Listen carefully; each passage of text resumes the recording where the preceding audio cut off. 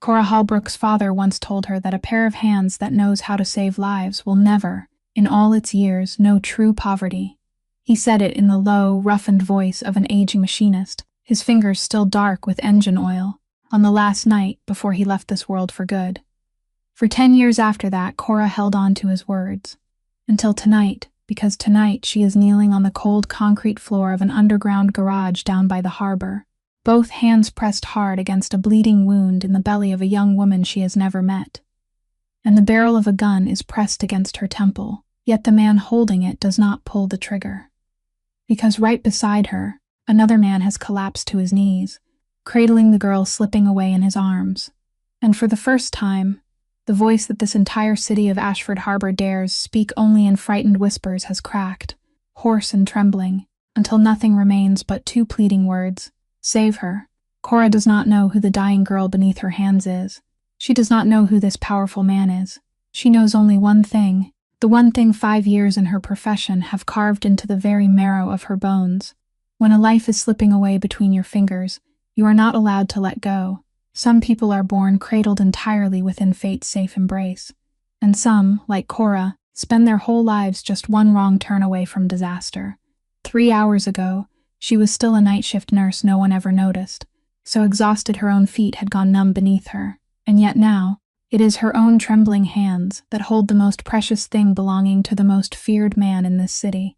What Cora cannot yet imagine, as a stranger's blood soaks red to her wrists and her heart pounds like a war drum, is that this fateful night will bind her to a family she has spent her whole life trying to avoid, and that this very same night, somewhere else in the city, in a hospital room silent enough to break the heart, her only younger brother is being given the very medicine meant to keep him tethered to this life, when in truth it is quietly carrying him away. If this story touched something within you, please leave a like, share it with someone you love, and subscribe to our channel so you never miss the healing stories still to come. 3 hours before that fateful night, the emergency department of St. Auberon Hospital was drowned in the cold white glow of old fluorescent lights, the kind of light that made every face entering that place turn a little paler, as though the hospital itself wanted to remind everyone that there was no room here for anything fresh or bright.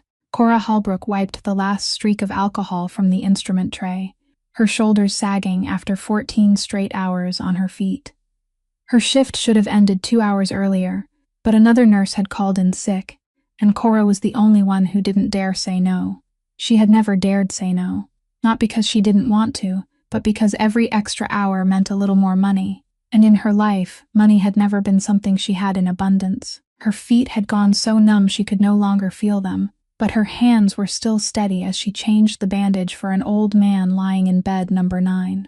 Her father had once told her that the hands were the last thing a person was allowed to let exhaustion ruin, and she had remembered it the way one remembers an oath. In the pocket of her white coat, a small cold piece of metal brushed against her chest. Each time she bent down, silent and familiar, Delia Fontaine, the head nurse, looked up from the nurse's station, her reading glasses slipping low on the bridge of her nose. She looked Cora over from head to toe, with the eyes of someone who had spent 30 years in the profession, long enough to know when a person was quietly wearing herself down to nothing. "You look like you've been dragged through an entire week in a single night," Delia said, her voice gruff, though it couldn't quite hide her worry. "Go home, Cora. I'll find someone to finish the shift." "I'm fine, Mom," Cora answered, and it was the answer she had repeated so many times that it came out before she even had a chance to think. "I need this shift." Delia was about to say something more, but at that very moment the door swung open and Dr. Aaron Whitmore stepped inside. He wore a perfectly pressed white coat without a single wrinkle, and at his wrist gleamed a watch worth more than 3 months of Cora's pay, combined, the kind of thing no one in that hospital dared ask him where he had gotten. Whitmore tossed a file onto the counter, his gaze passing over Cora as if she were part of the wall. "Bed 12, he said. "Switch her to the new protocol, the batch of medication I brought in this morning." Cora opened the file. The patient in bed 12 was a young woman with sepsis, and according to the medical record, she was responding very well to her current antibiotic. Cora looked up, her voice cautious. "Doctor, the patient is progressing steadily on the old protocol. If we change her medication now, I'm afraid it may cause unnecessary disruption." Whitmore stopped, turned around very slowly, and smiled in a way that never reached his eyes. I don't recall handing you a medical degree, Halbrook. Your job is to follow orders, not discuss them. Is that clear? Yes, Doctor, Cora said softly. But when Whitmore turned his back and walked away, her eyes lingered on the boxes of medication arranged on the tray. The packaging was unfamiliar, the printing faint and blurred, without the familiar inspection seal she had seen thousands of times in her 5 years on the job. And she remembered very clearly, that 2 patients the week before had taken a sudden, inexplicable turn for the worse after receiving the very same medication in packaging like this. No one could explain why. No one bothered to ask. The instinct her father had always told her to trust was screaming inside her chest. Cora cast a quick glance toward the nurse's station, where Delia had already bent back over the pile of paperwork. Then she took out her phone, and with a discreet motion, as if she were only checking the time, she photographed the label on the box, recording the batch number and the name of a supplier she had never heard of before. She didn't know what she would do with that photograph. She only knew there were wrongs so plain that, if a person closed her eyes and let them pass, she would lose some part of herself. The phone screen hadn't even gone dark when a new message appeared, and Cora's heart tightened as she read the words. Ashford Medical Center notification. This month's treatment and medication expenses for patient Nolan Halbrook total $4,200. Please make payment before the 30th. 3 days left. She mentally calculated the amount still missing, and that number pressed down on her chest with a weight heavier than all 14 hours she had just endured. Nolan was only 16 years old, and his heart had been fragile since the day he was born. Ever since their father died, Cora had been both sister and mother, carrying on her shoulders a life she loved more than her own. She had sold almost everything that could be sold, taken every shift other people turned away, skipped lunch more times than she wanted to admit, all just to keep her little brother alive long enough for the chance of a new heart.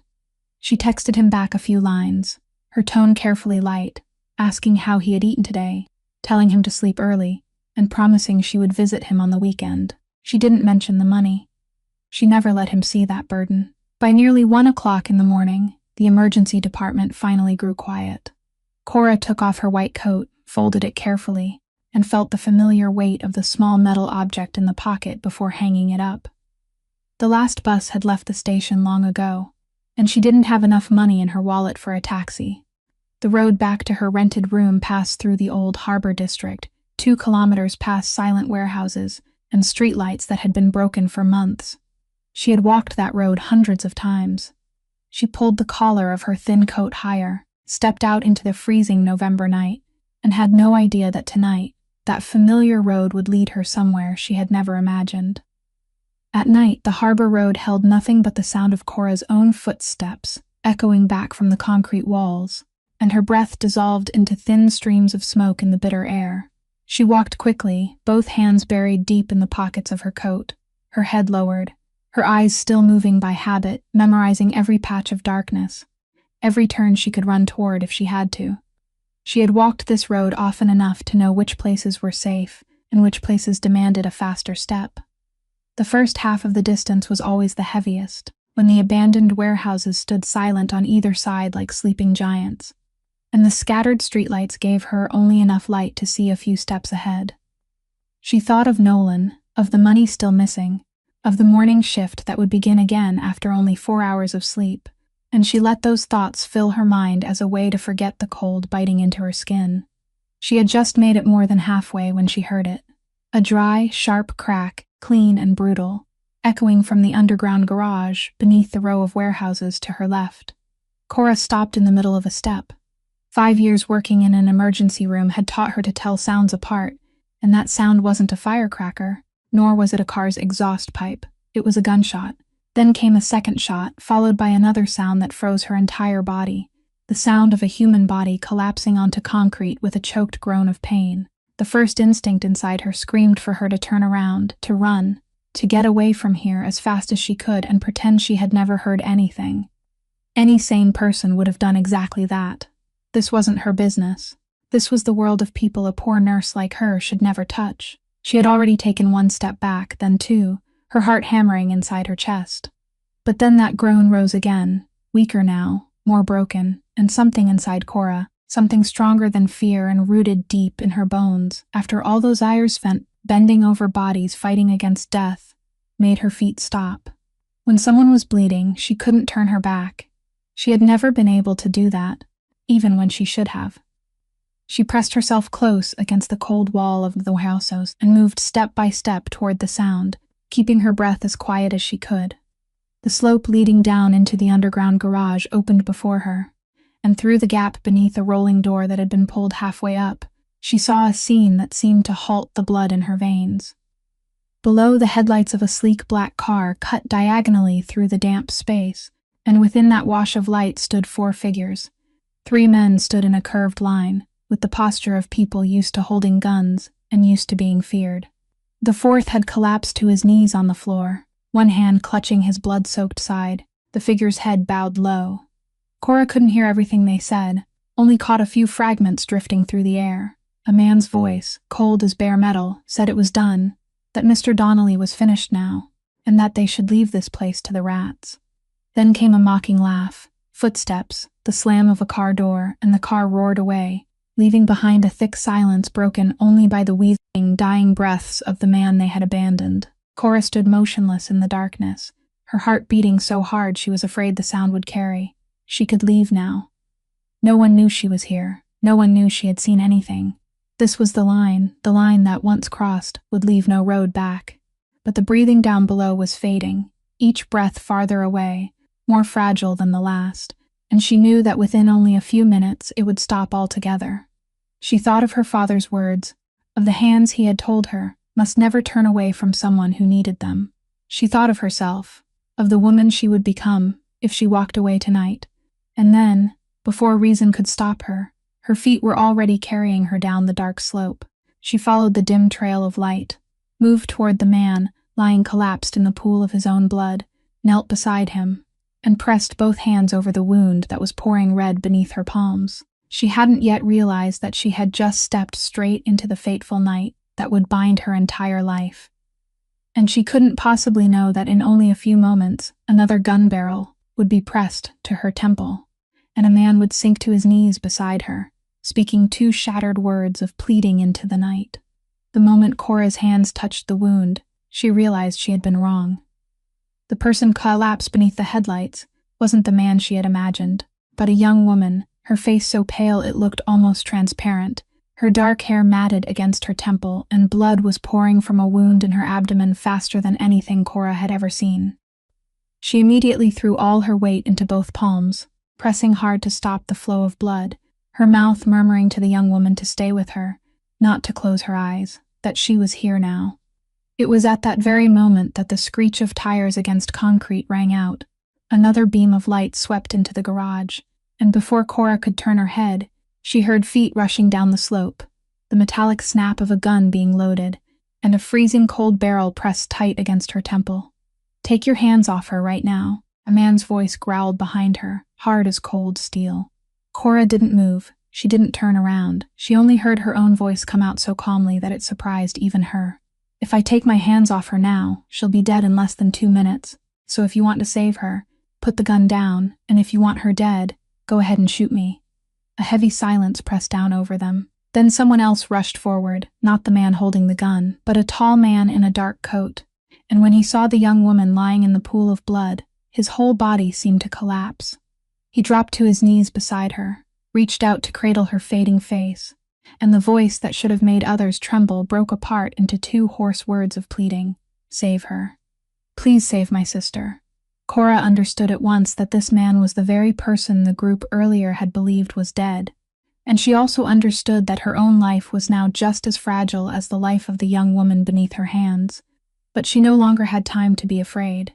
"I need gauze and a clean cloth right now," she ordered, her voice shifting completely into the decisive tone of someone used to wrestling with death, "and I need to get her to a hospital. This wound needs surgery. It can't be handled here." The man with the gun, a broad-shouldered brute with a scar running down his cheekbone, whose name she would later learn was Bram, still hadn't lowered his weapon. He looked toward his boss, who was kneeling on the floor, as if waiting for an order. "No hospital," Bram said curtly. "She can't show up at a hospital in this condition. Do you understand that? Then she'll die. Cora snapped her head up, staring straight into the barrel of a gun for the first time in her life without flinching. I'm not a witch. I can't stitch up a bullet wound in the middle of a filthy concrete floor like this. The man holding the young woman raised his head, his gray eyes bloodshot, but his voice had regained its natural command even though it was shaking. Bram, listen to her. Do anything she tells you. Right now. The scarred man immediately lowered the gun, shouted for someone else to run to the car and bring the first aid kit, and in that moment Cora realized that the man kneeling beside the young woman, no matter how shattered he was by pain, was still someone every person in this garage obeyed without question. She tore the cloth Bram handed her, folded it into several layers, pressed it hard over the wound, and took the man's ice-cold hand, placing it there. Hold it exactly like this. Don't loosen it for even 1 second, she told him, then turned to Bram. We have to move her very carefully. Is there somewhere private with enough light and medical supplies? Because if we can't control the bleeding on the way, none of this will matter. Yes, the man answered in his place. My house on Crescent Hill. It has everything you need. Take her there. They lifted the young woman into the black car on a blanket stretched tight as a stretcher. Cora climbed in beside her, both hands never leaving the wound for even a moment, while the man in the front seat kept turning back to look at his sister, with the eyes of someone ready to trade everything he had just to keep her here. The car tore through the night, racing past empty streets, climbing gradually toward the hill where the city lights shrank behind them. Faster, the man told the driver, his voice calm again, though his hand was clenched so tightly it had gone white. She's still breathing, Cora said, her eyes fixed on the young woman's chest as it rose and fell weakly. And as long as she's breathing, I can keep her with us. Do you hear me? She's not going to die tonight. The man turned and looked at her for a long time, and in those cold gray eyes, for the first time, Cora saw something she hadn't expected, not a threat, but the fragile spark of hope in someone who had grown used to losing, as the car at last rolled through the towering iron gates of the Crescent Hill mansion.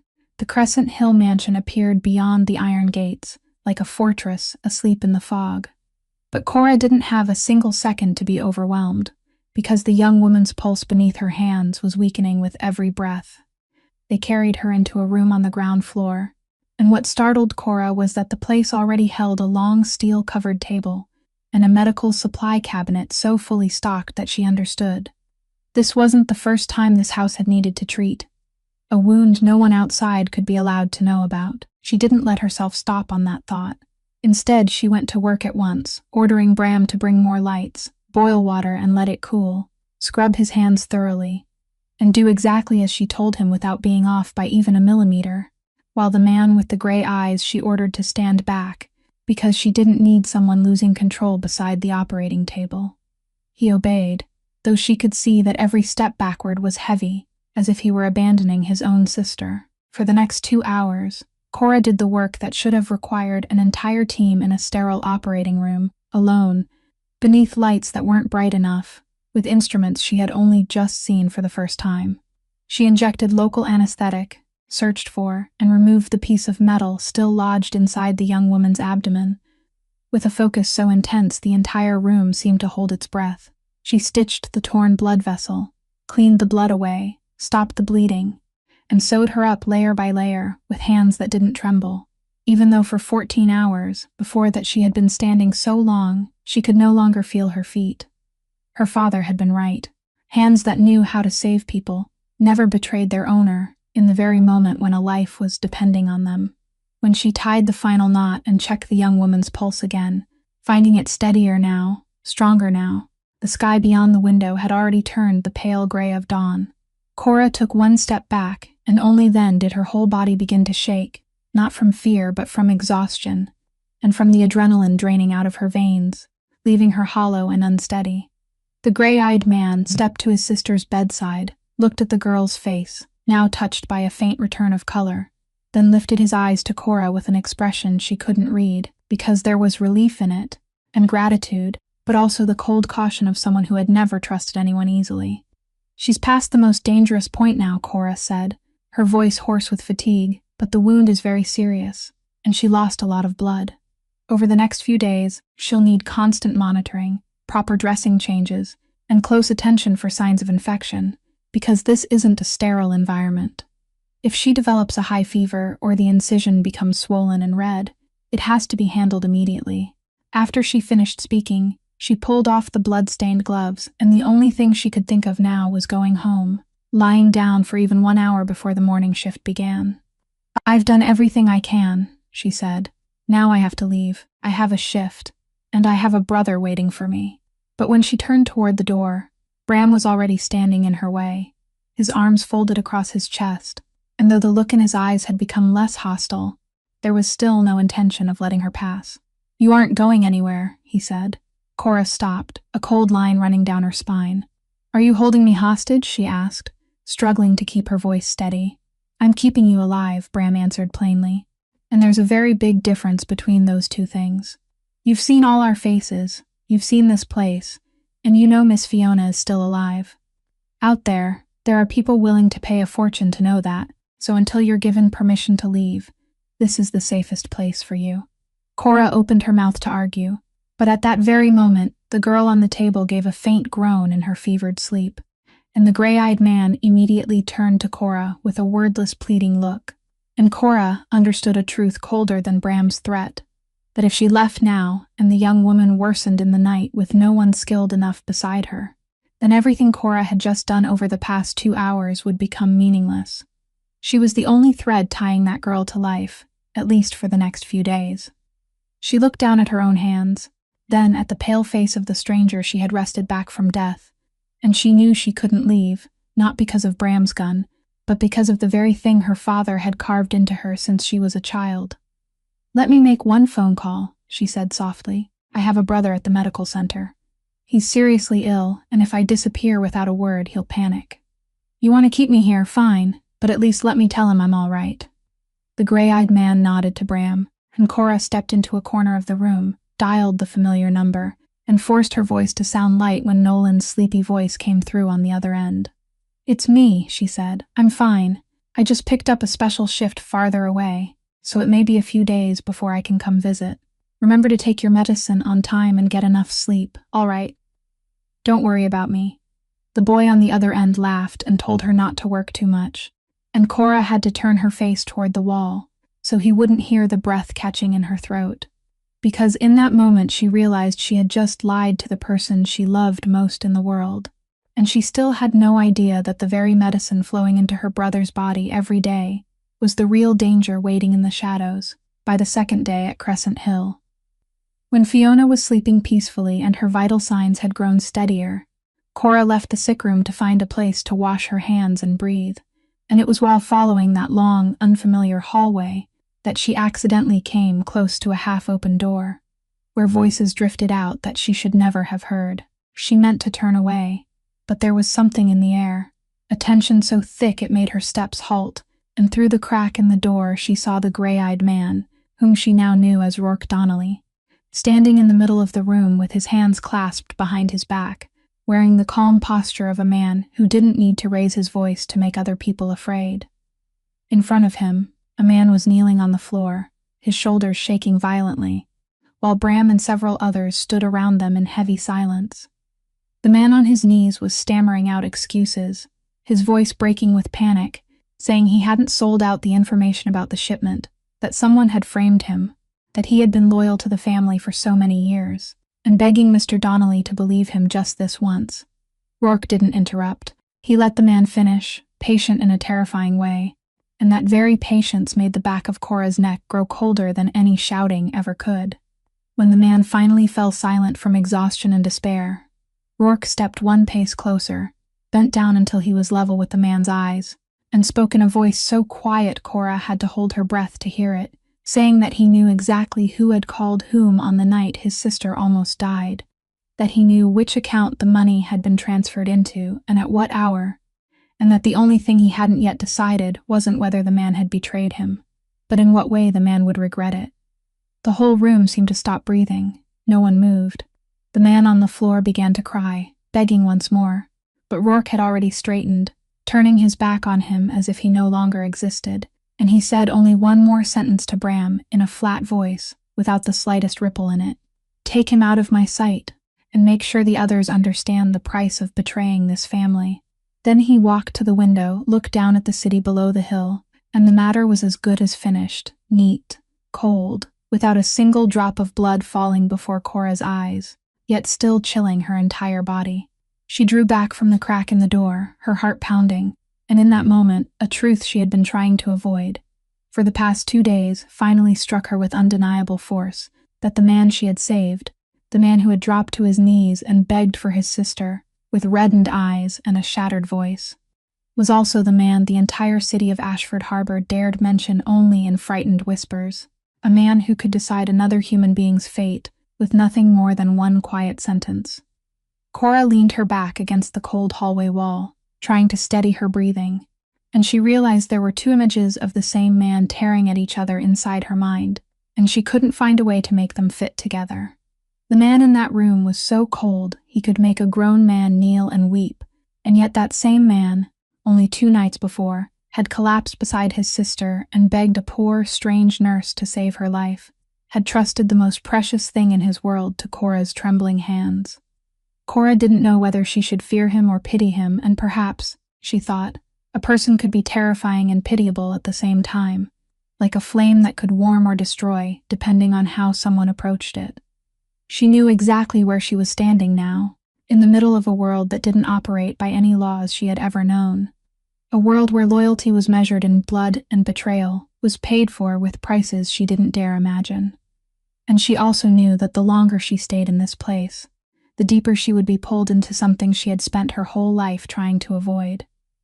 But when she returned to the sick room and saw Fiona's peaceful sleeping face, her breath steady because Cora's own hands had held it there, she understood that whoever that older brother was, the girl lying in this bed was still a life she had saved, and that, at least, remained the only right thing in everything unfolding around her. That afternoon, Rourke had someone summon Cora to his study, and when she stepped inside, she found him sitting behind a dark wooden desk, his complexion far healthier than that of the ragged man she had met in the garage 2 nights earlier.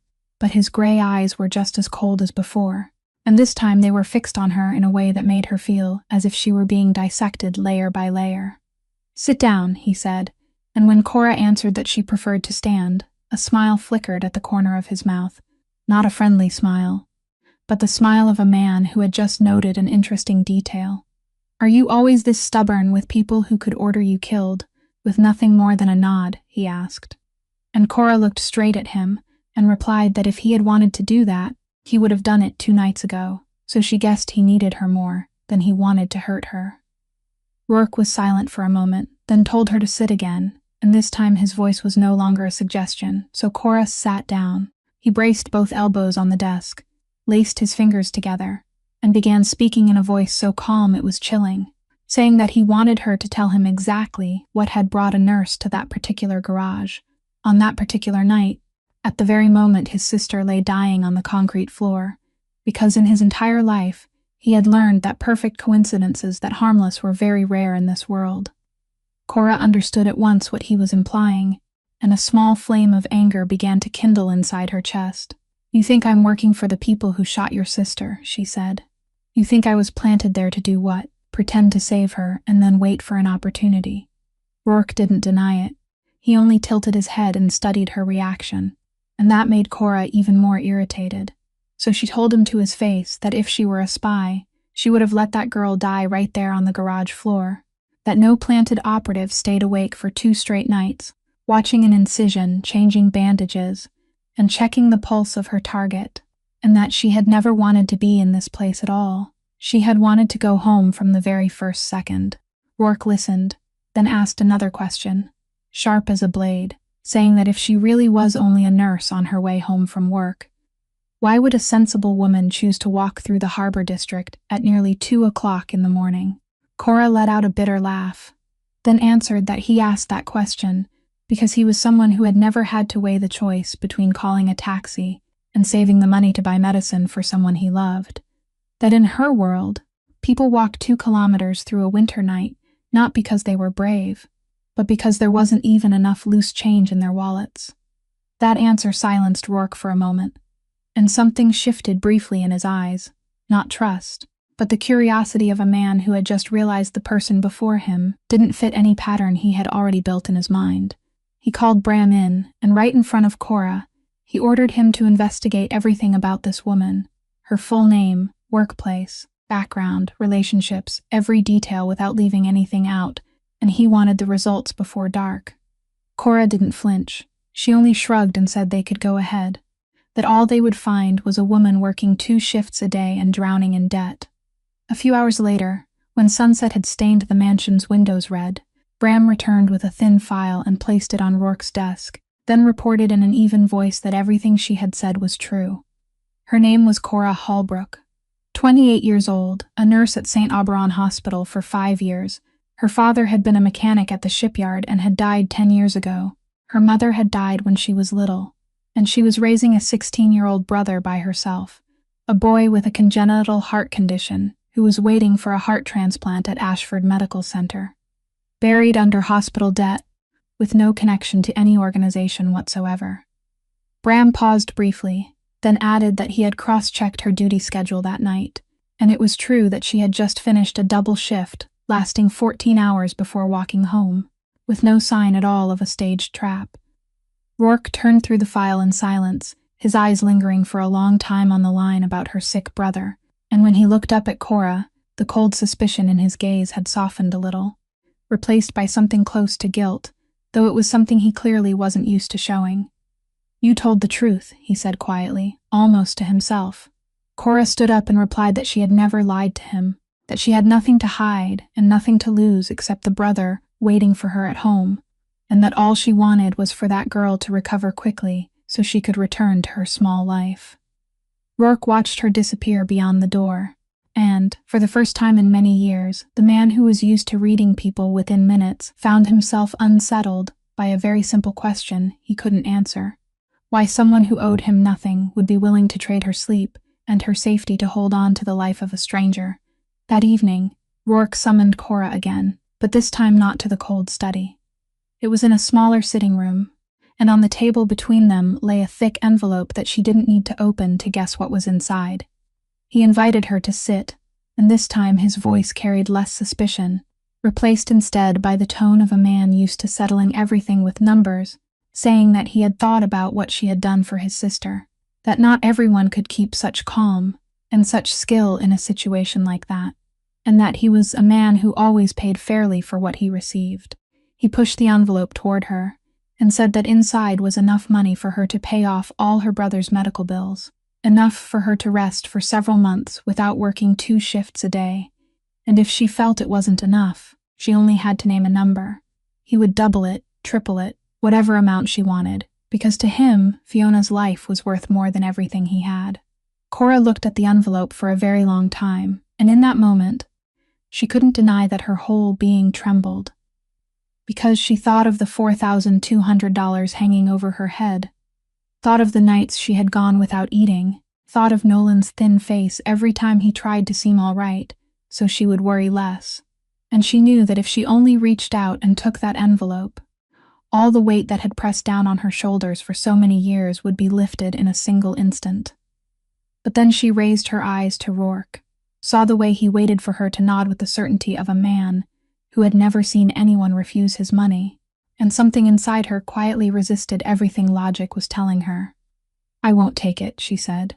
Rourke went still, as if he thought he had heard her wrong, then asked what she had said, and Cora repeated it once more, clearly and slowly, that she wouldn't accept this money. He frowned, pushed the envelope closer to her, and said that she didn't understand. This wasn't a gift. It was something she deserved. She was drowning in debt, her brother needed money, and there was no reason to refuse it. Cora shook her head softly, and she answered in a calm but unshakable voice, saying that if she took this money, it would mean she had saved Fiona in exchange for it, and then that girl's life would turn out to be worth no more than the papers inside the envelope, and Cora didn't believe that. She didn't save people for money. She saved people because there was a human being bleeding right in front of her, and she was the only one who could hold her here. It was as simple as that. Rourke sat there in silence, and Cora could see genuine confusion appearing on his usually cold and unreadable face, because in his entire life, he had never encountered a situation he couldn't purchase with money.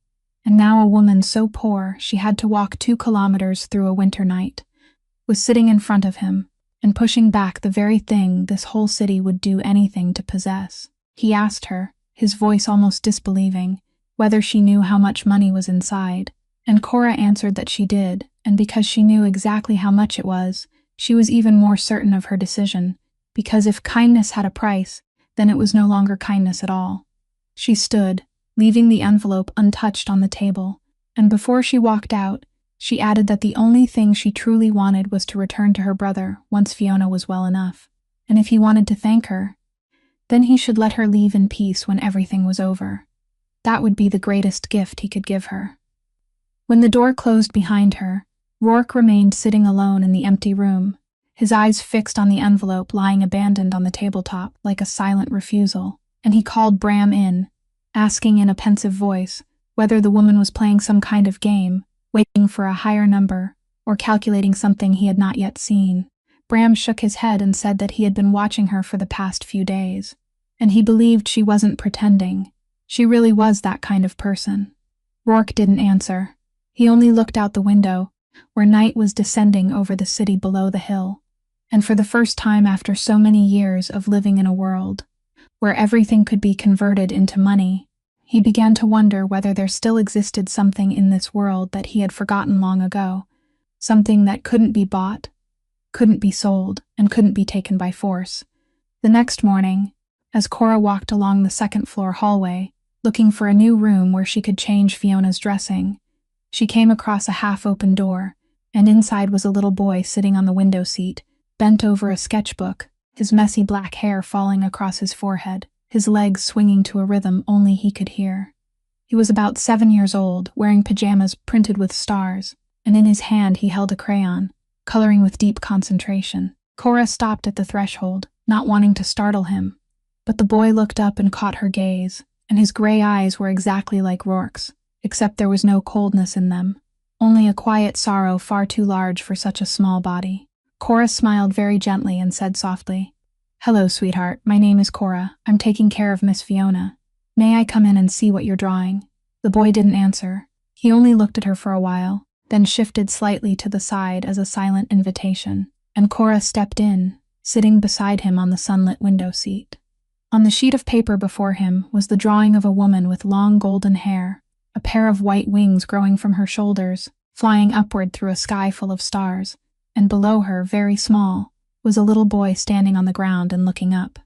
Cora looked at the picture for a long time, then asked very gently if this was his mother, and the boy nodded, his finger pointing toward the highest part of the sky on the paper, where the brightest star was. Cora understood everything without needing a single word, and she didn't ask anything more, because she had cared for enough children carrying wounds inside them that words could not reach.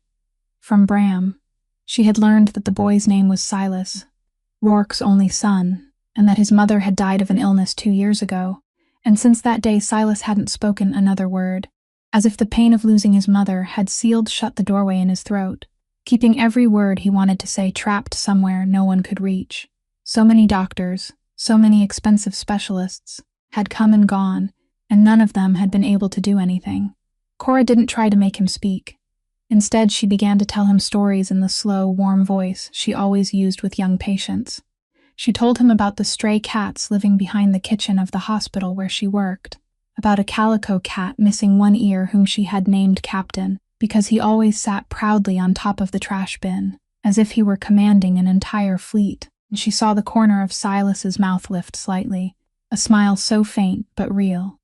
Then she told him about her father, a mechanic at the shipyard whose hands were always stained with oil, and she slipped her hand into the pocket of her white coat, took out a small brass object tarnished by the years, placed it in her palm, and opened it for Silas to see. It was a pocket watch, its glass face cracked, its 2 hands lying still at a moment from long ago. "This watch is broken," she said softly. "It doesn't run anymore. It stopped 10 years ago, but I've always carried it with me. Do you know why?" Silas shook his head, his eyes fixed on the watch with curiosity. "Because every time I hold it, I can hear my father's voice again, smell the machine oil on his hands, and remember the way he laughed whenever I did something that made him proud," Cora said, and she gently closed Silas's small fingers around the cold watch. The people we love don't truly leave us, sweetheart, even when we can't see them anymore. They only move into our hearts and live there, just like this watch. It stopped ticking, but it has never stopped reminding me of the person I love. Silas lowered his head and looked at the watch in his hand for a long time, his small fingers stroking the worn brass case. Then he looked up at Cora, and in those gray eyes shimmered a thin layer of tears he was trying to hold back. He didn't speak. He couldn't speak. But he returned the watch to Cora's hand with such care it was as if he were giving back the most precious thing in the world. And after a moment of hesitation, the little boy shifted closer and placed his tiny hand over hers, his warm fingers clinging to her hand as though searching for an anchor in the silent storm inside him.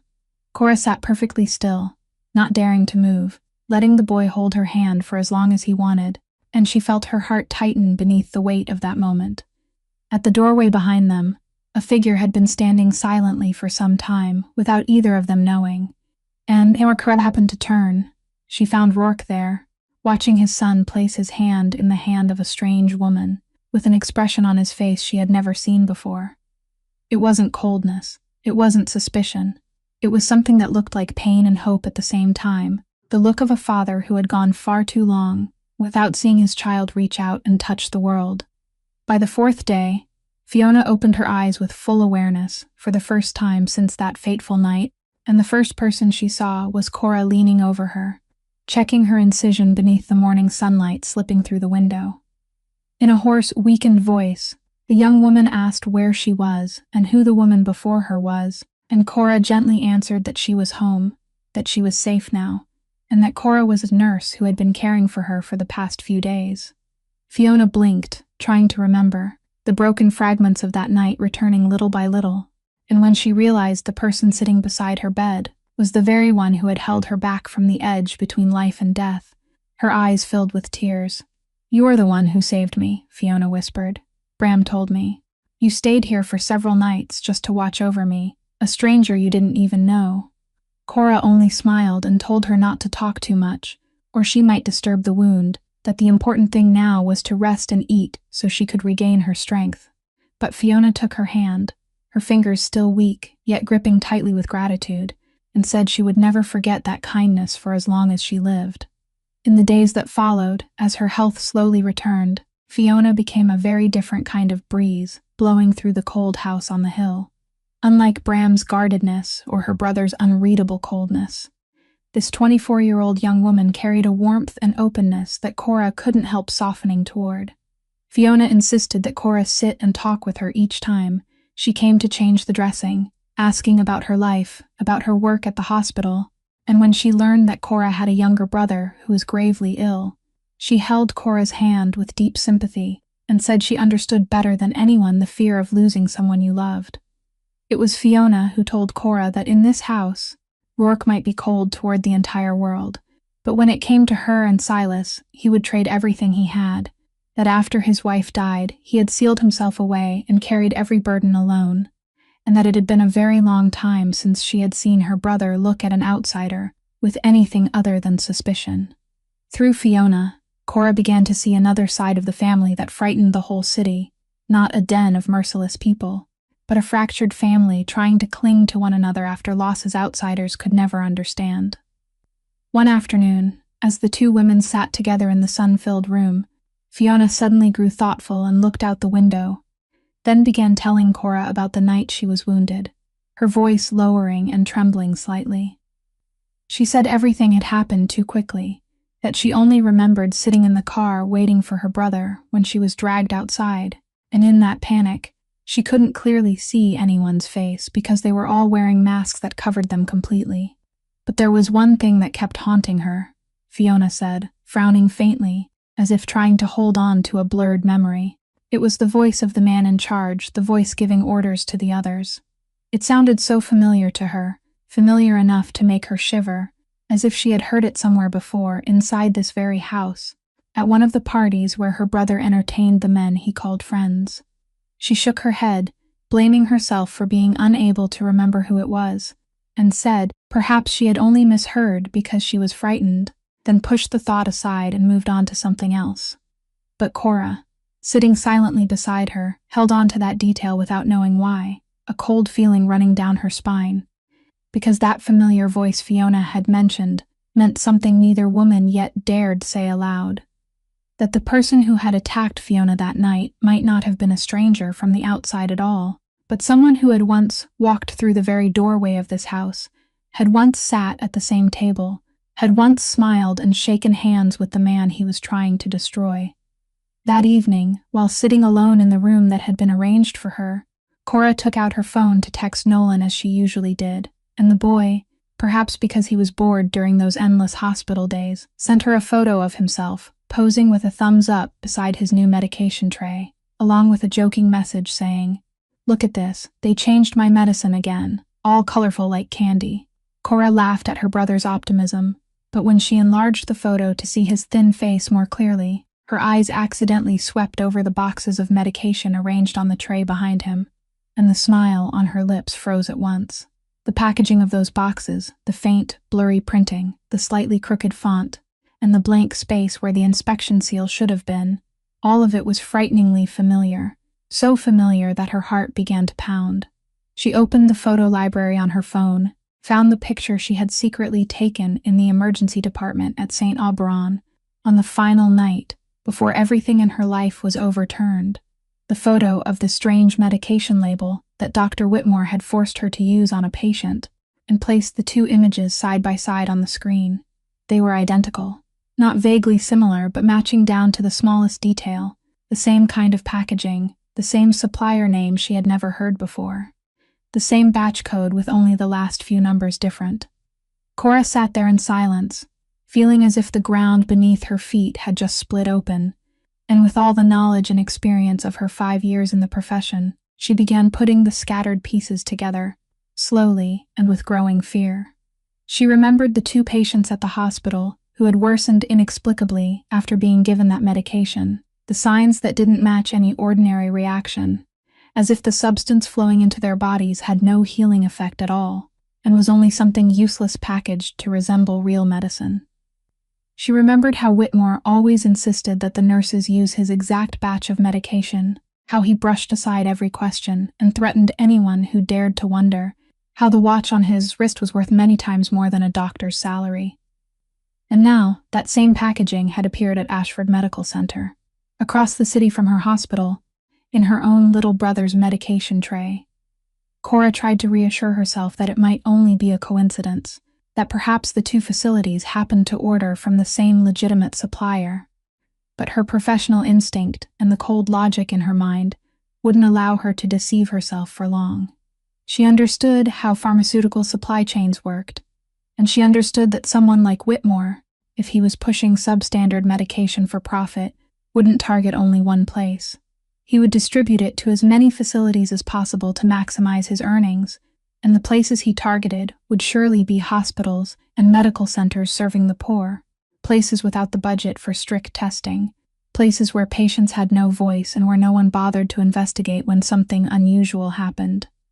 Ashford Medical Center, where Nolan was being treated, was exactly such a place, a facility for families who couldn't afford expensive private hospitals. It wasn't some miraculous coincidence. It was the inevitable result of a network that had quietly spread across the entire city, and her brother was only one of countless invisible victims who had fallen into its reach. The thought turned Cora's whole body cold.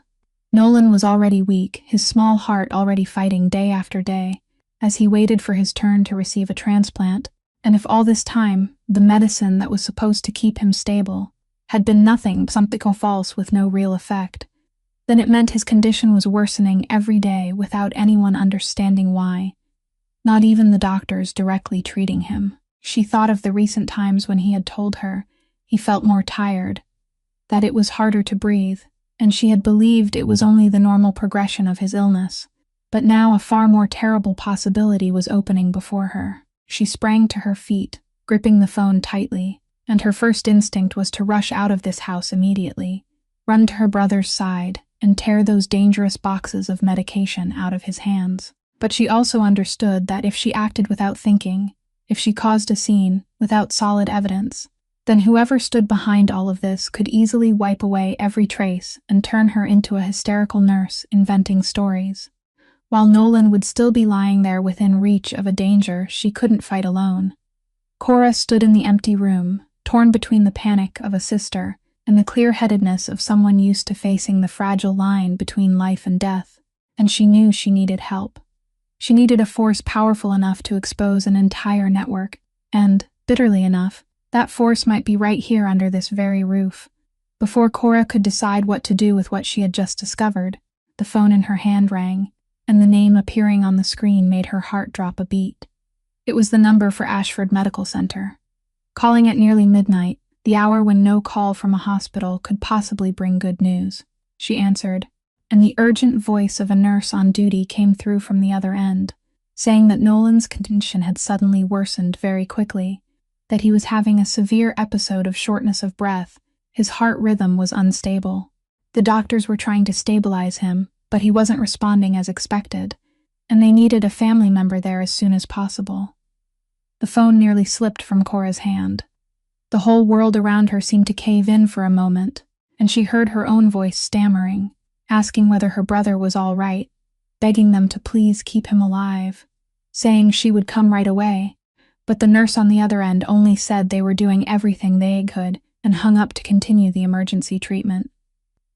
Cora stood frozen in the middle of the room, her legs trembling, and in her mind there was only one thought screaming now, that her little brother was dying, very possibly because of the very fake medicine she had discovered only a few minutes earlier, while she was trapped on this hill, an entire city away from him.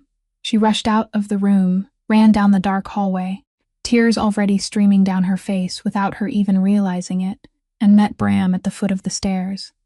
She begged him to let her go, saying that her brother was in critical condition, that she had to get to the hospital right now, that she no longer cared about any rule in this house, she only needed to get to her brother.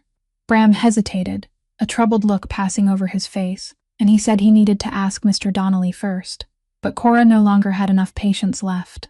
She seized his arm and nearly screamed that her brother could die, while they were still asking one another for permission, please.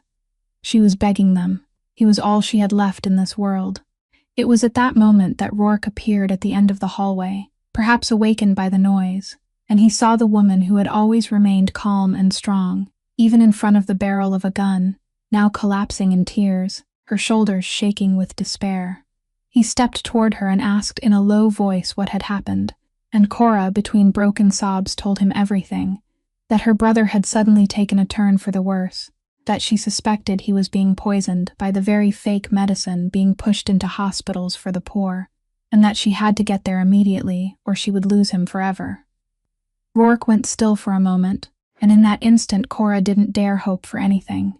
She was ready to be refused, ready to be reminded of the rules, but instead, that cold man only turned to Bram and began issuing orders in a decisive voice that allowed no one to argue. He told Bram to call Dr. Halloran at once, the best cardiologist he knew, a man who, no matter what amount of money it took, had to be at Ashford Medical Center within half an hour. He ordered a car prepared to take Cora there immediately, and he instructed them to make sure the boy Nolan was transferred to the best care unit, given real medication, verified medication, and that he would cover every expense that followed. Every order was given in only a few brief sentences, quick and precise, and the whole house suddenly moved like a machine being started. Cora looked up at him through her tears, unable to understand why a man whose money she had just refused, a man who owed her nothing, was now mobilizing all his resources to save the little brother he had never even met. She stammered and asked why he was doing this, and Rourke only looked at her for a moment, then said quietly that this wasn't the time to talk about that she should go. The boy was waiting for her, and he personally took her by the elbow and led her toward the door as though he were afraid she might collapse at any moment. In the car racing down the hill through the night, Cora sat clutching her phone tightly, praying in silence, and Rourke sat beside her, not saying a single word but not leaving either, his quiet presence something solid that she could hold on to in the middle of her panic. When the car was almost at the hospital, his phone rang, and after a few short exchanges, he turned to her and said that Dr. Halloran had arrived, had taken over Nolan's treatment, and the situation was being brought under control.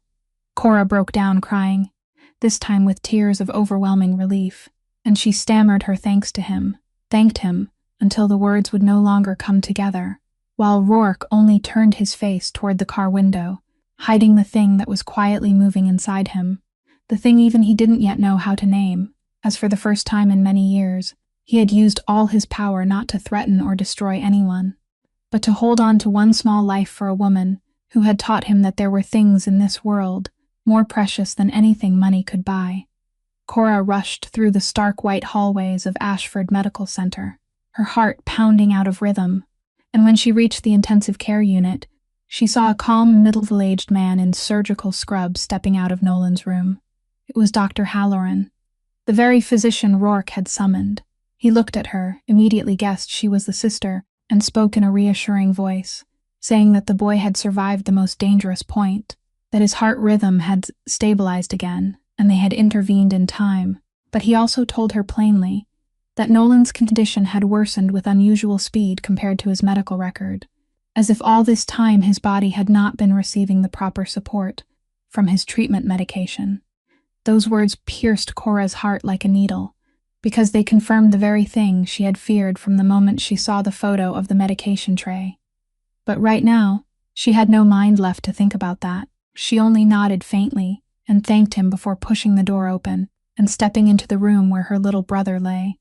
Nolan was lying there, small and pale on the white hospital bed, wires and tubes connected all around his body, his face marked with exhaustion. Yet his eyes still brightened when he saw his sister come in. Cora ran to the bedside, took his thin hand in hers, and she couldn't hold back her tears no matter how hard she tried. She bent down and whispered that she was here now, that she was sorry she hadn't been beside him. She was so sorry. Nolan smiled, a weak smile, but full of reassurance, and he gently squeezed her hand, saying in a breathless voice that she shouldn't cry, that he was all right, that he was only a little tired, that she should look, he was still here. The very way her 16-year-old brother, lying in a hospital bed, was turning around to comfort his sister made Cora's chest feel as if it were breaking apart, and the harder she tried to hold herself together, the more her tears spilled down. Nolan looked at her for a while, then said softly that he knew she had suffered so much because of him. He knew she worked 2 shifts a day, he knew she skipped meals to save money for him, and she shouldn't think he didn't know anything. Every day he lay here, he promised himself he had to get better, so someday he could work, take care of her, and make sure she didn't have to suffer because of him anymore. Cora broke into sobs. She held his head, pressed her forehead against his, and told him that all he needed to do was get well. That was enough. She needed nothing else in this world except for him to live. He was everything she had. Did he hear her, he had to stay with her. The brother and sister held each other like that in the quiet room, surrounded by the steady beeping of the heart monitor, sounding like a promise that life was still there. And in that moment, Cora suddenly realized that without Dr. Halloran's timely intervention, if Rourke had not acted at exactly the right moment, perhaps by now she would have been facing the most terrible thing she didn't dare imagine. She turned and looked toward the glass door, where she caught a glimpse of Rourke's tall figure standing silently in the hallway outside. He didn't come in. He only stood there like a quiet guard, and she understood that the man had been waiting silently all this time to make sure everything was all right. She gently placed Nolan's hand back down, told him to rest, then stepped outside, and when she faced Rourke in the empty hallway, she could no longer hold on to her usual toughness. She only said softly that her brother would be all right, that the doctor said he had passed through the danger, and she thanked Rourke in a choked voice, saying that without him, she would have lost her brother. Rourke looked at her, and there was no coldness left in his eyes. He only answered quietly that she didn't need to thank him, that the important thing was that the boy was safe. Then he fell silent for a moment before adding that he had already had people check, and her suspicions about that medication had a basis. This wasn't a simple medical incident, but a sign of something much larger, something he feared was connected to the very people who had attacked his sister. Cora lifted her eyes to him, and in their gaze, a silent understanding had begun to form, because both of them realized that fate had tied them together in a way no one could have expected. That the little brother lying in that hospital bed and the younger sister recovering on the hill had somehow become victims of the same dark hand spreading its net across the city. Cora said softly that she needed to do something. She couldn't let her brother, and other children, and other sick people keep being poisoned by that fake medicine. She couldn't close her eyes and look away now that she knew the truth. Rourke looked at her for a long time, at the small woman with reddened eyes, yet with a determination in them unlike anything he had ever seen in anyone. And he said in a low, steady voice that she wouldn't have to do it alone, that this time they would find out together who was behind all of it, and he promised he would use everything he had to end it. Standing in the cold hospital hallway at dawn, two people from completely different worlds, a poor nurse and a powerful boss, found a shared purpose in each other for the first time. And for the first time, Cora felt that she was no longer fighting the whole world alone. When Cora returned to Crescent Hill the next morning, after making certain that Nolan was stable, and under Dr. Halloran's direct supervision, she found Fiona waiting for her in the study, the young woman's face tense in a way completely different from her usual brightness, and on the table before her sat a small wooden box with its lid already open. Fiona told Cora to close the door, then said in a soft voice that for the past several days she had been unable to stop turning over that familiar voice of the man who had led the attack that night, and last night she had finally remembered. The memory she had been trying to grasp for so long had at last returned with a clarity so cold it made her shiver. With slightly trembling hands, she took an old phone and several sheets of paper from the box, and she said that the man with that voice was Garrett Voss, someone who had once been her brother's most trusted right-hand man, someone who had eaten at the same table, sat in the same chairs, and been trusted by Rourke like a blood brother for many years. Cora went still as she heard it, and Fiona went on, saying that she had secretly kept these things for a long time, but had never dared tell anyone, because they were connected to something no one in the family wanted to mention. Fiona opened the old phone, showed Cora the messages and a recording she had obtained by accident, and her voice sank lower as she explained. 2 years earlier, Silas's mother, the wife Rourke had loved more than his own life, had died in an attack aimed at the family, an attack everyone in the house had always believed was carried out by an outside rival gang. But what Fiona held in her hands told a different story. In the recording, Voss's voice came through clearly, discussing with someone else the need to clear the way so he could seize control of the harbor. And the papers were copies of money transfers showing that Voss had been quietly building his own power inside Rourke's organization for a very long time, waiting for the day he could overthrow the man who had trusted him. Fiona said she believed Voss was the one who had arranged the attack that year, and that her sister-in-law's death had not been an unintended accident, but the result of the greed and betrayal of a man who had worn the face of family. She had kept everything hidden because she was afraid, because she didn't have enough proof, and because she knew that if she spoke without being certain, she might push the whole family into a bloody war. But what made Cora shudder most was when Fiona turned to the final pages, where the names of Voss's recent business partners were listed, and among those unfamiliar names was one Cora recognized at once, Aaron Whitmore. The whole room seemed to fall silent as the final two pieces locked into place, right before the eyes of the two women. Voss didn't only want to take the harbor to gain power. He wanted to turn it into a gateway for Whitmore's fake medicine network, using the port's own transport system to move those dangerous drugs quietly into hospitals and poor medical centers across the city. The man who had attacked Fiona, the man who had caused Silas's mother's death, and the man who was quietly poisoning Cora's brother, along with countless innocent patients, all of them had turned out to be one and the same, and all those dark threads that had seemed separate were being controlled by the same hand. Cora sat in silence, feeling as if she had just seen the entire spiderweb spread out before her eyes, and she understood that her fight to save Nolan and Rourke's fight to reclaim justice for his family were, in truth, only one fight. Fiona took Cora's hand, her eyes red, yet shining with determination, and said she had kept this secret for too long, had lived in fear for too long, and now that she knew that same man was still spreading suffering over so many lives, she couldn't stay silent anymore. She said her brother needed to know the truth, no matter how painful it was, no matter if it forced him to face the fact that the person he had once considered blood was the very one who had stolen the happiness of his life. Cora tightened her hold on Fiona's hand, and she said she would stand beside her when she told him, that they would bring everything into the light together. Because the evidence in Fiona's hands, wasn't only the key for Rourke to seek justice for his late wife, it was also the only thing that could expose the entire fake medicine network and save the lives of the innocent people being threatened day by day.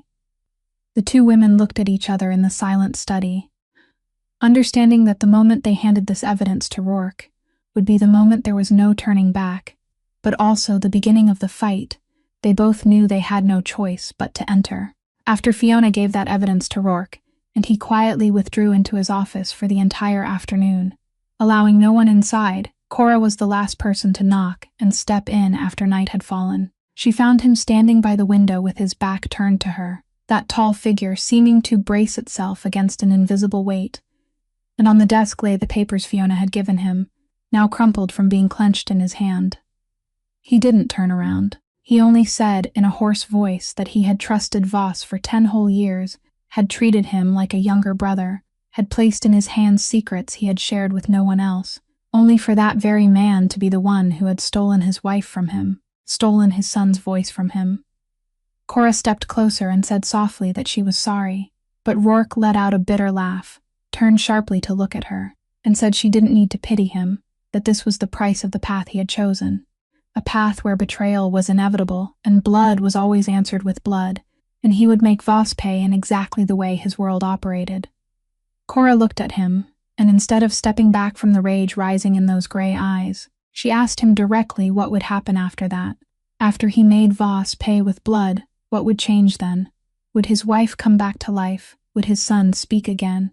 Or would he only be feeding the same endless circle that had already taken everything from him? Rourke froze, then said through clenched teeth that she didn't understand.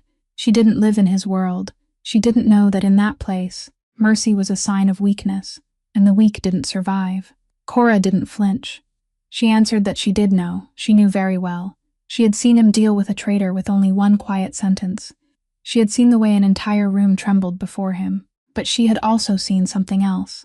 She had seen a 7-year-old boy sitting and drawing his mother with wings flying into the sky, a child who had locked his own voice away because he had lost too much, and she asked him whether he had ever wondered what Silas needed from his father. A father who kept sinking deeper into the darkness for revenge, or a father brave enough to step out of it and stay beside his son. Those words struck the most painful place like a knife, and Rourke fell silent for a long time, the anger on his face slowly giving way to something far more fragile, a grief he had buried for 2 years. He said softly, almost to himself, that he had tried. He had hired the best doctors, the most expensive specialists, but no one had helped Silas speak again, and he didn't know what to do with a pain that money and power were both helpless against. Cora moved closer to him, and her voice softened, though it remained steady, as she said that the boy didn't need the best doctor or the most expensive specialist.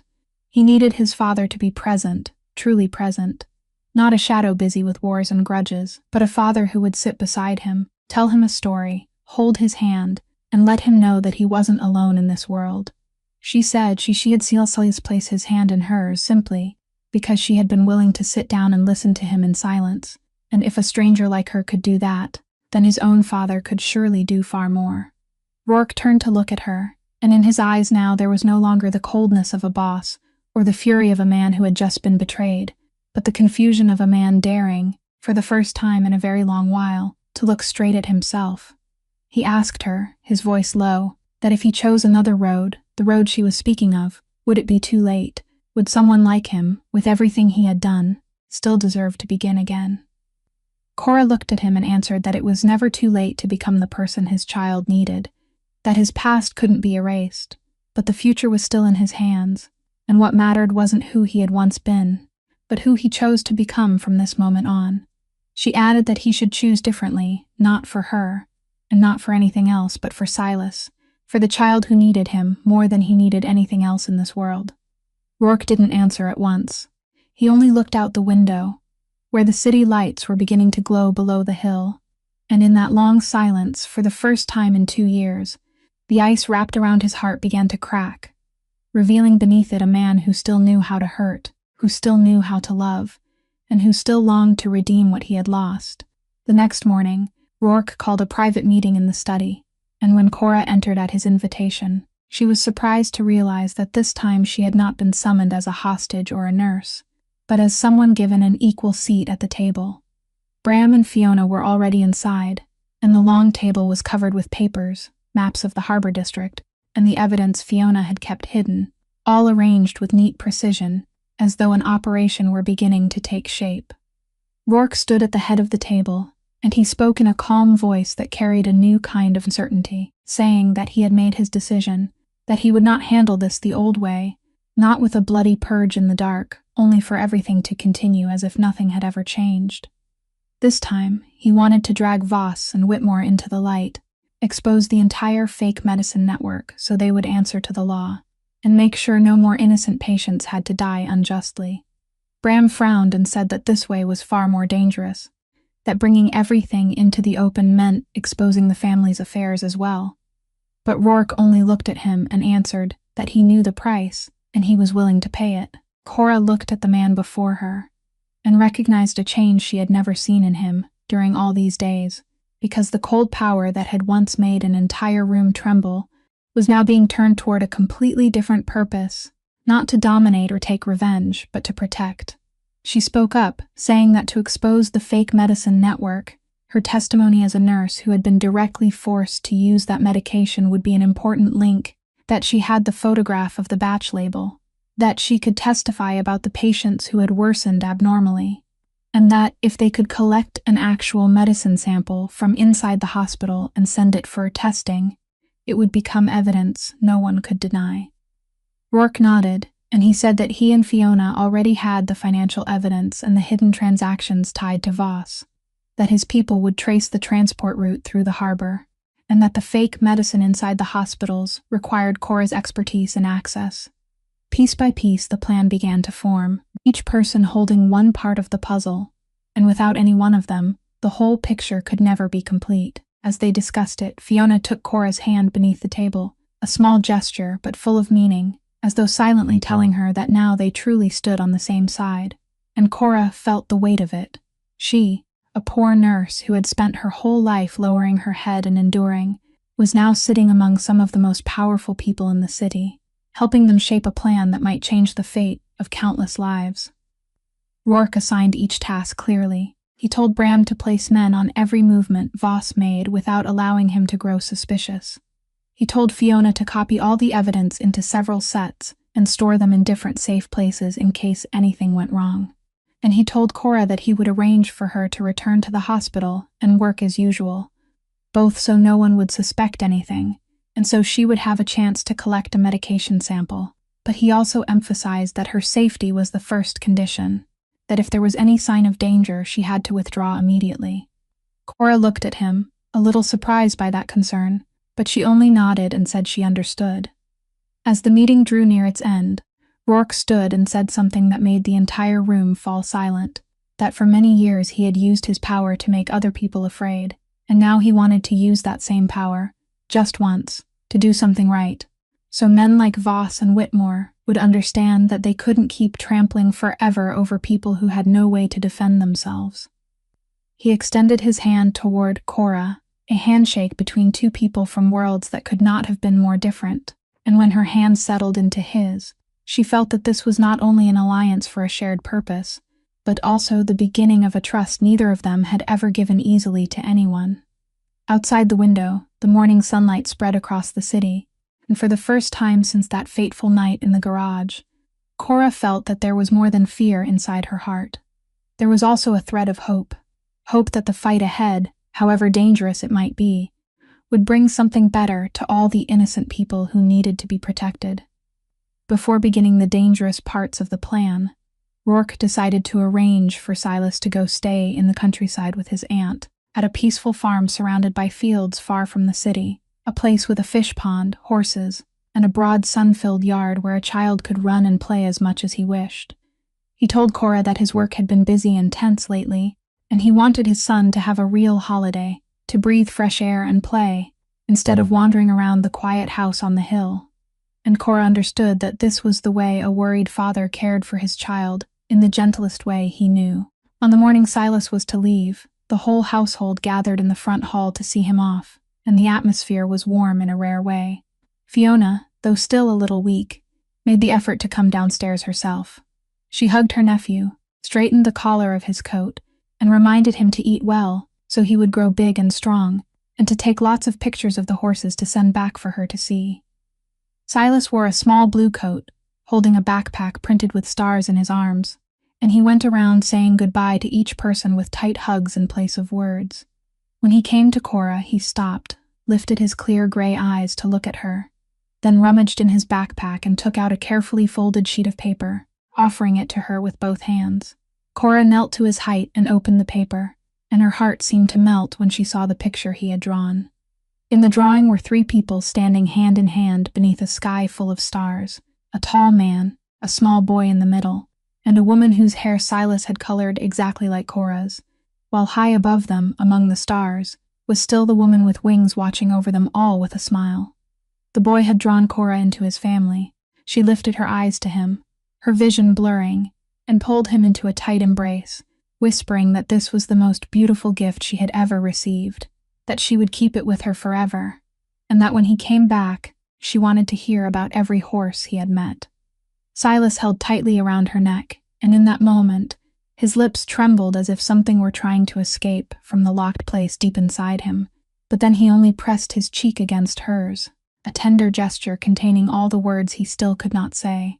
Rourke stood silently beside them, watching, and Cora saw in his eyes a strange kind of light, the light of a father who had just realized that his son, the child who had closed himself off from the whole world for 2 years, was now opening his heart to a woman who had been a stranger only a short time ago. He bent down beside his son, adjusted the backpack on his shoulder, and did something he perhaps had not done in a very long time. He pulled his son into his arms and held him for a long while, pressed his lips to the boy's hair, and said softly that he loved him, that he should play as much as he could, and that when everything was over, he promised he would come to bring him home, and the 3 of them would spend more time together. Silas nodded, wrapped his arms around his father's neck, and Cora saw the corners of Rourke's eyes grow damp as he held his son tightly. When the car carrying Silas, his nanny, and 2 trusted family men rolled out through the gate toward the peaceful countryside, the 3 adults stood silently on the front steps, watching until the car disappeared completely beyond the line of trees. Cora held Silas's drawing against her chest, feeling its warmth spread through her heart, and she understood that no matter how dangerous the coming days might become, at least the little boy would be somewhere safe and full of love, far from all the storms the people who remained behind would soon have to face. Fiona leaned softly against Cora's shoulder, while Rourke stood on her other side, and in that quiet moment, the 3 people who had just sent the child away to preserve his peace exchanged a look filled with determination, because now, with the most precious thing placed somewhere safe, they could step with all their strength into the battle waiting ahead. With nothing left to fear for the boy, Cora returned to work at St. Auberon Hospital as though nothing had happened, putting on her white coat again and stepping into her shift with a calmness that hid an entire tension she had to struggle to conceal every second. She knew she couldn't let anything unusual show, so she worked diligently as she always did, and only in the moments when the medication room was empty did she quietly carry out her part of the plan.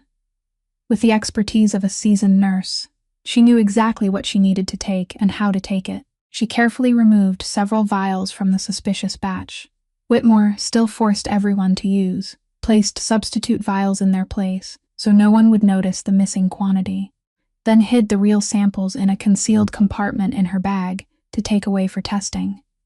She also secretly recorded the list of patients who had been prescribed that medication, comparing it with the abnormal deteriorations she still remembered, gradually building a picture in which every fragment was a piece of evidence that could bring the entire network crashing down. Every time she passed Whitmore in the hallway, she had to force herself to smile and greet him as usual, though inside she burned when she thought of the lives his fake medicine had destroyed. But Whitmore wasn't a man easily deceived. As someone standing at an important link in the network, he possessed the sharp instincts of a man always wary of being exposed, and after only a few days he began to feel that something was wrong. He noticed small, difficult-to-explain discrepancies in the medication inventory, noticed that someone had touched the vials no one was supposed to care about, and his eyes began to linger longer each time they landed on Cora. One afternoon, He called her into his private office under the excuse of discussing work, and throughout what seemed like an ordinary conversation, he kept asking probing questions, asking whether she had been meeting any unfamiliar people lately, whether anyone had been asking her about her work at the hospital. And he watched her with the eyes of an animal scenting prey. Cora kept her composure, answered smoothly, and revealed no weakness at all. But when she stepped out of his office, she knew her time was running out. That suspicion had been planted, and she had to move faster before everything slipped from her grasp. She immediately contacted Rourke to tell him that Whitmore had begun to suspect something, and he told her to be doubly careful, to finish collecting the samples as soon as possible, and then withdraw, because he had also just received bad news from his own side. Bram's men watching Voss had discovered that he was rushing to move a large shipment through the harbor within the next few days, and there were signs that he, too, had sensed something unusual inside Rourke's organization. Perhaps he could feel that the man he had once betrayed was no longer lying still and accepting the blow. Both leads in the investigation, the fake medicine inside the hospital and the transport network at the harbor, had suddenly grown dangerous at the same time, as if both criminals had sensed the net tightening around them and decided they had to strike first to save themselves. And Voss truly did strike first. One evening, while Fiona was in the house on the hill, one of the places where a copy of the evidence was being kept was broken into, and although Rourke's men discovered it in time and stopped it, driving the stranger away before he could take anything, the incident still sounded like an alarm, ringing through all of Crescent Hill. Voss knew that evidence against him existed, and he wouldn't stop until he destroyed it, along with everyone holding it. Rourke immediately strengthened the protection around Fiona and the house, while Cora, on the other side of the city, felt danger closing in around her. When she noticed the unfamiliar car parked outside the hospital throughout the evening, and the way Whitmore looked at her at the end of her shift was no longer mere suspicion, but something cold and calculating. That night, when Cora stepped out through the hospital gate with the precious medication samples hidden in her bag, her phone vibrated with a message from Rourke containing only a few words, telling her not to take the old route, not to go home alone, that his people were already on their way to pick her up. But just as she finished reading the message and lifted her head, she saw two figures approaching her from the end of the empty street, and she understood that the moment they had all feared had finally arrived. Cora didn't run. She stood still, her hand gripping the bag of medicine, and just as the two figures drew closer, one of Rourke's cars came tearing in and cut across the sidewalk. The door flew open, and Bram leaned out and pulled her inside in a split second before the two men could reach her. The car roared away, and through the rearview mirror, Cora saw the two men frozen in the middle of the dark street, and she understood that she had just escaped Voss's grasp by a hair's breadth. Bram spoke quickly, saying that Voss had ordered the large shipment moved through the harbor that very night, earlier than expected, that he wanted to get rid of everything before the net closed in, and Whitmore was at the warehouse supervising the final handoff of the fake medicine. "This is the only chance," Bram said. "Either we stop them tonight with all the evidence in hand, or we lose them forever." Cora took out her phone and called Rourke, and his voice came through the line, firm and decisive, telling her that he was on his way to the harbor, that he had alerted a trusted friend in law enforcement, who was waiting outside for the signal, and that what he needed now was all the evidence and her testimony, so when the police moved in, none of them would be able to deny anything. The car sped down into the harbor district, swallowed by darkness, where rows of containers were stacked high, like walls of steel, and from a distance, Cora could already see faint light spilling from a large warehouse near the edge of the water. Rourke was standing there with his men, his tall frame solid and steady in the dim light, and when he saw Cora, he stepped toward her, took her by the shoulders, asked if she was all right, then told her to stay behind him and absolutely not leave Bram's sight no matter what happened.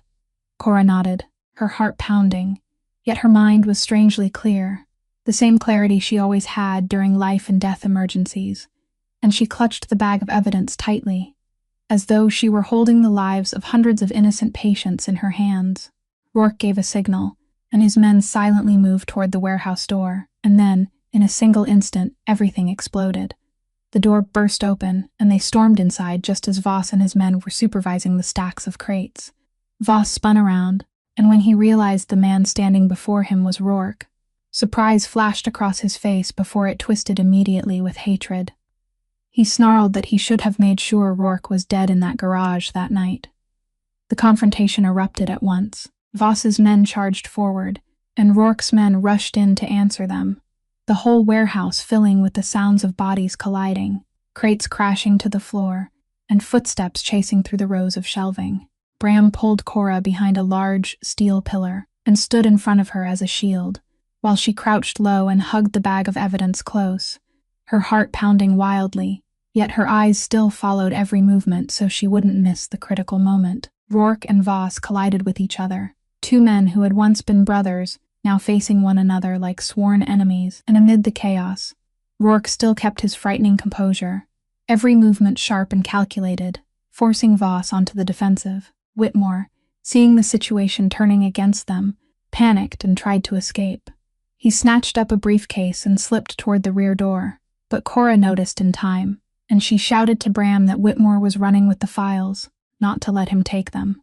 Bram immediately lunged after him, and in the instant she was left alone behind the steel pillar, Cora saw Whitmore change direction and run straight toward her, his eyes wild when he realized that she, the nurse who had betrayed him, was standing between him and his way out.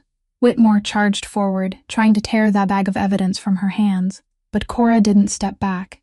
She twisted aside, held the bag with all her strength, and at the same time shoved a cargo cart hard across his path. He staggered and tripped over it, and in that brief hesitation, Bram caught up to him, restrained him, and ripped the briefcase from his grasp. At that exact moment, blinding lights swept in from outside, sirens rang across the harbor, and the law enforcement officers arranged by Rourke's trusted friend poured in from every direction, surrounding the entire warehouse. Voss, seeing there was no way out, let his arms fall when he realized he had been completely trapped, and Rourke stood facing him, breathing hard but with his eyes shining, telling him in a cold, steady voice that this time he wouldn't escape through the darkness, that he would have to answer in the light, before the law, and before all the people he had driven toward death. Cora stepped out from behind the steel pillar, the bag of evidence still intact in her hands, and she handed it over with her testimony to the authorities, her voice still trembling, but every word clear and firm, enough to close the final door on Voss and Whitmore. In the harbor filled with harsh lights and human voices, Rourke came to Cora's side, and without saying a word, he only placed his hand on her shoulder, a quiet gesture that held all his gratitude and something deeper than that, as they both watched the men who had spread so much suffering finally being led away inside the circle of justice. In the days after the night at the harbor, the entire city of Ashford Harbor was shaken by the exposed scandal, as the whole fake medicine network was dragged into the light and names that had once seemed beyond suspicion were called out one after another.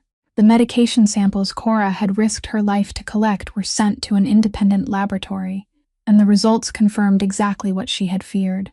Those vials contained almost no therapeutic active ingredient at all, nothing but hollow shells dressed in false labels to profit from the very lives of poor patients.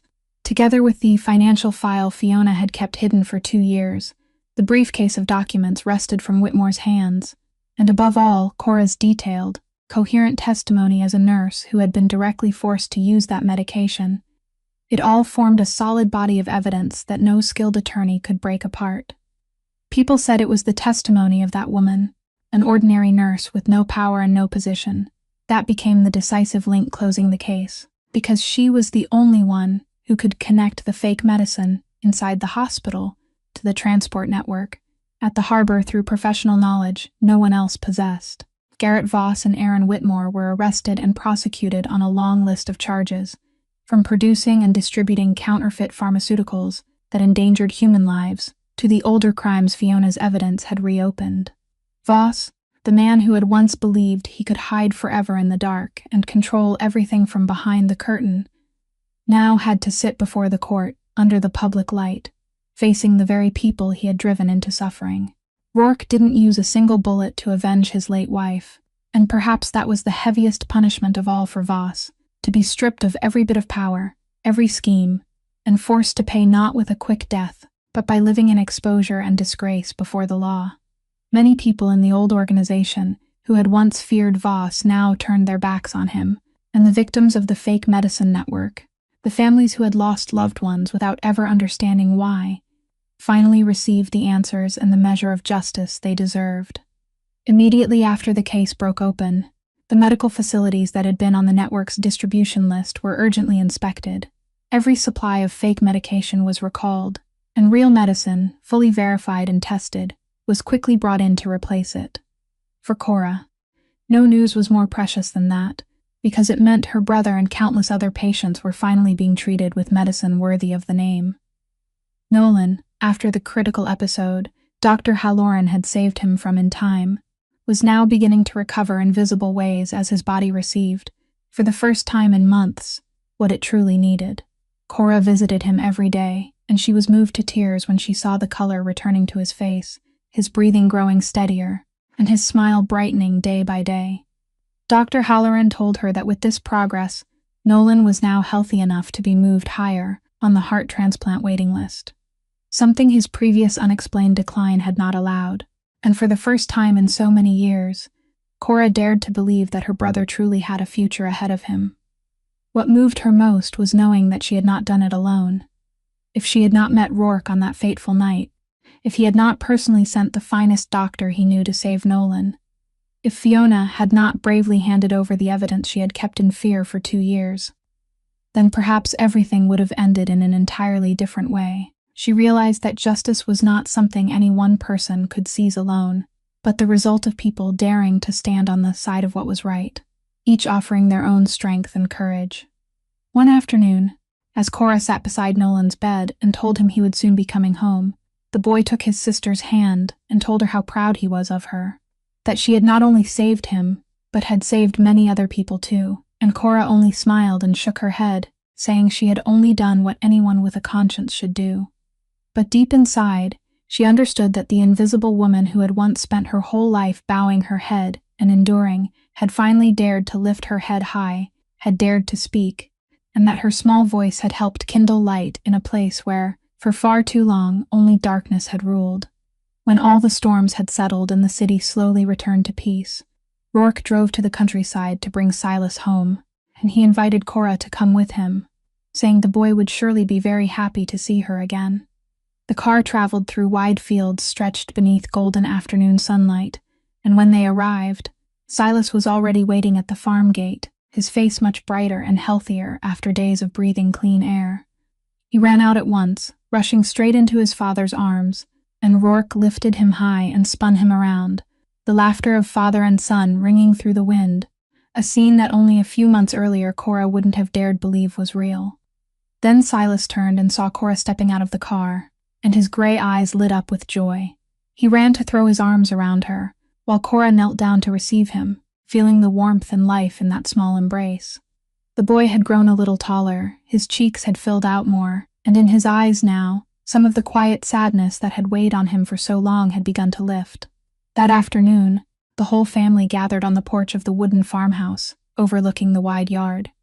Fiona had fully recovered, and was smiling as she told stories, while Nolan, now healthy enough to move around, sat beside his sister and quickly became acquainted with Silas, the 2 children, despite the years between them, finding a strange harmony with each other. Cora sat watching that scene, her heart filled with a simple happiness she had not dared dream of throughout all those years of bowing her head and enduring, and she took her father's brass pocket watch from her coat pocket, placed it in her palm, and lightly stroked the worn case with her thumb. Silas saw it, came closer, and sat down beside her, his eyes following the familiar watch he still remembered from the afternoon, when Cora had told him her story. She opened the watch cover, and like a small miracle, she realized that the 2 hands, which had stood still for 10 years, were now moving faintly, because while she was cleaning the keepsake a few days earlier, an old watchmaker had helped her repair the mechanism inside, and now the watch that had seemed dead had begun ticking again, softly and steadily. Cora smiled, lifted the watch to Silas's ear so he could hear that ticking, and whispered that did he see. There were things we thought had stopped forever, yet with a little love and patience, they could come back to life. Silas pressed his ear to the watch, listening to that tiny sound with focused wonder. Then he looked up at Cora, at his father sitting beside him, and at everyone gathered around him in the warm afternoon light. His lips began to tremble, just as they had so many times before, whenever something seemed about to spill out only to be trapped again in his throat. But this time was different. The whole space seemed to fall silent, and in that stillness, from the boy's lips, softly but clearly, came the call that no one had heard for 2 long years, trembling and hesitant, yet carrying everything that had been held inside for so long. He called, "Daddy," only one word, but it seemed to tear the air open. Rourke froze, his whole body going rigid, and for a moment he didn't dare believe his own ears. He turned sharply to look at his son, his eyes wide, the eyes of a father who had waited for that sound through every long night for 2 years. Silas looked at his father, and as if to make certain that what he had just done was real, he called again, this time louder, steadier. "Daddy, I missed you." Rourke broke down crying. The man who had once made an entire city tremble, the man who had never let anyone see him weak, now dropped to his knees and pulled his son into his arms, tears running down his angular face. And he held the boy so tightly it was as if he feared that if he let go, this moment would disappear. He pressed his lips to his son's hair, repeating again and again that he was here. He had heard him, he was here with him, his voice breaking with a happiness that all the power and money in his life had never once given him. Fiona covered her mouth with her hand, tears spilling down, while Cora sat silently beside them, the watch still ticking in her palm, and she couldn't stop the tears rolling down her cheeks. Tears of an emotion no words could ever fully describe. Silas wrapped his arms around his father's neck, then reached one hand out to pull Cora closer, and the 3 of them held one another beneath the golden afternoon light, surrounded by the ticking of the watch that had come back to life. In that moment, Cora understood that sometimes what healed a broken heart wasn't the finest specialists or the most expensive medicine, but simply love, true presence, and the patience that never gave up. The boy who had locked away his voice because he had lost too much had now found that voice again, not through any magic, but because he was surrounded by people who truly loved him, and that small call he had just spoken was the sound of a young heart finally daring to open its door to life again. 6 months had passed since the night at the harbor, and the lives of those people had changed in ways even they themselves had never dared imagine. Nolan had finally received a new heart after a successful transplant, and now the 16-year-old boy who had once had to lie waiting day after day in fear could run, laugh, and begin returning to school with dreams he had never dared think about before. Cora was still a nurse, but she no longer had to bear the weight of 2 shifts a day in endless exhaustion, and what was most precious of all was that she had found a family she had never dared dream of, a place where she truly belonged. Rourke had gradually withdrawn from the old world filled with darkness, using his resources and influence to rebuild something better. He quietly funded medical centers serving the poor, the same kind of places that had once been victims of the fake medicine network, so no family would ever again have to lose a loved one simply because they didn't have enough money, as she and so many others had nearly had to endure. And Silas, the boy who had found his voice again, now chattered all day long, often asking Cora to tell him stories and calling her by an affectionate name whose deeper meaning both she and Rourke could feel. One weekend afternoon, both families gathered together in the garden of the house on the hill, which was no longer a cold fortress, but a home overflowing with laughter. Nolan and Silas played on the grass, Fiona arranged the dining table, and Cora stood on the porch looking out at that scene, with her father's brass watch still ticking steadily in her coat pocket. Rourke stepped up beside her, and in his eyes now there was none of the coldness of the man she had met in the garage that night, only the peace of someone who had found his way back to himself. Cora looked back on the whole road they had traveled, from an invisible nurse who had spent her life lowering her head, to a woman who had dared to speak up and helped kindle light where darkness had once ruled, and she understood something her father had taught her since childhood, but only now did she fully feel its truth. A person's worth had never been measured by the money they held in their hands or the power they possessed, but by the compassion they gave to others and the respect they offered from one human being to another. Hands that knew how to save people, a heart that knew how to love, and the courage to do what was right even when there was a price to pay. Those were the things that truly made a person rich. And just as her father had said all those years ago, a hand that knew how to save others would never be poor for a single day of its life. Cora's story reminds us that sometimes just one act of kindness, one moment of daring to stop instead of turning away, can change the fate of so many lives, and that even a heart that seems to have turned to cold stone can still be warmed by sincere love.